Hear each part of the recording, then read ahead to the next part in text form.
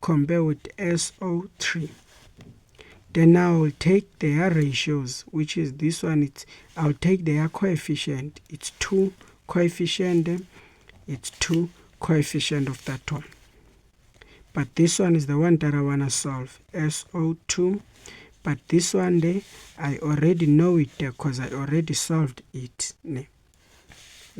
And remember, this thing I can round it off in 3 decimal place because I'm still calculating, by the way, which is it will be what? It will be 3. Here I'm still calculating, meaning now I can do my cross multiply. This will multiply here, this multiply there. This is what will happen there. It will be 2n SO2. 2 multiplied by what? By 9,143. So this is what will happen. The 2 multiplied by 9, this is what I get, as you can see, which is here it's 18,28. So here it's 2nSO2. What is in front from what I need? I divide by 8 so that this will get cancelled, meaning n there, which is SO2. When I press that thing now on calculator, which is 18 divided by 28, 2, which is, this is the answer that I will get there, 19,14. Then I'll say mole. Do you see? And now what I want you to take a note, I told you that when the ratios, guys, are equal, it means also the moles will also be equal. The mole of this will also be equal to the mole of that one. Do you see? Yeah. So now, guys, I know the mole there. It means now I can get the mass. For me to get that mass, I'll start by getting a molar mass first of SO2, which is the molar mass of this thing. I'll use my periodic table. For a sulfur, guys, it's 32. Then for this one, it's 16. Meaning all this thing that when I press it on my calculator, this is what I would get. 16. Meaning there it's what? It's 64 grams per mole. Do you see? Yeah. So now I can just apply my equation, which is that equation that I can apply it here. M over this thing. Then I substitute. I know this one there, and this I know. So there I can do a cross multiply there. This will multiply here, this will multiply there. So symbol says that this will become like this now, which is this multiply that. Meaning now here, I'll press this on my calculator, which is the 24. This is what I get there as the answer. That one, it's a mass of this thing, which is 5,596 grams there. So it symbol says that a mass of sulfur dioxide will become as 584,96 grams. Do you see? Yeah. So that's how, guys, this question goes. Straightforward there. No hesitation, no panic. So now let me do this one there. So here, what do they ask you? They say calculate the number of oxygen molecules. If, guys, all the time, guys, if you see the word number, if you see the word atom or molecule, you should know that here they want you to calculate particles. They are referring to n. If they say calculate the number, okay, they say calculate the number of atom or number of molecules or number of particles, they refer from that end. So it means that they need the particles of oxygen gas. They need you to calculate a number of particles of oxygen gas there.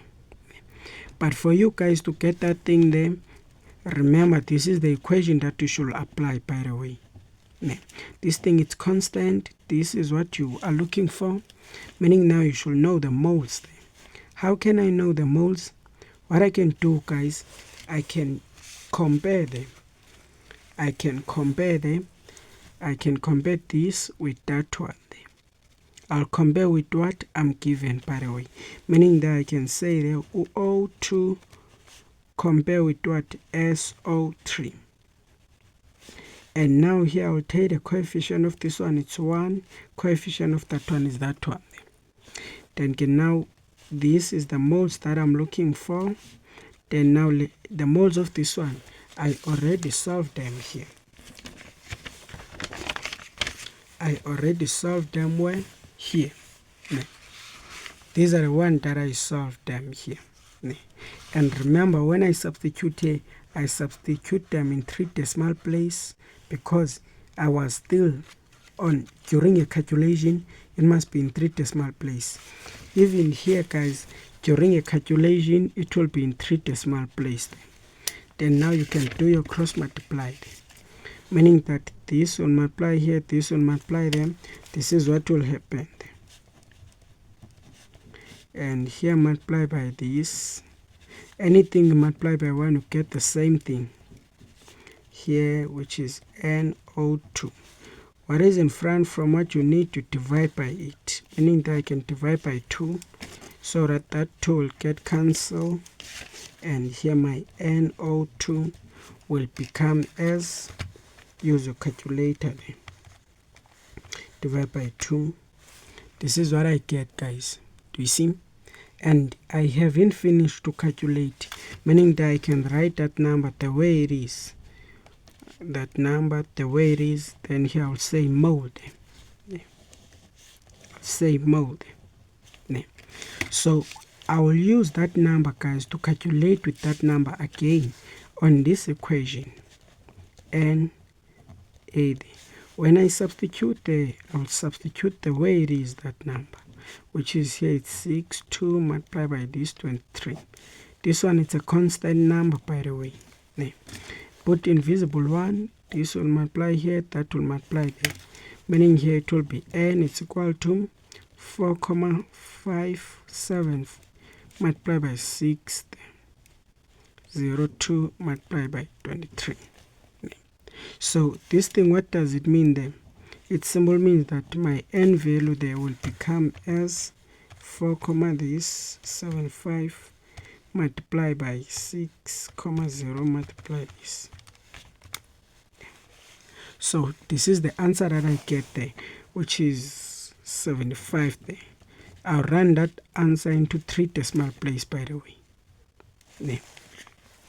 Then now I can just say molecules. Because the question, it was based on what?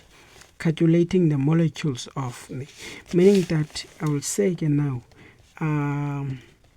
they are 2,75 times by this 23 molecules of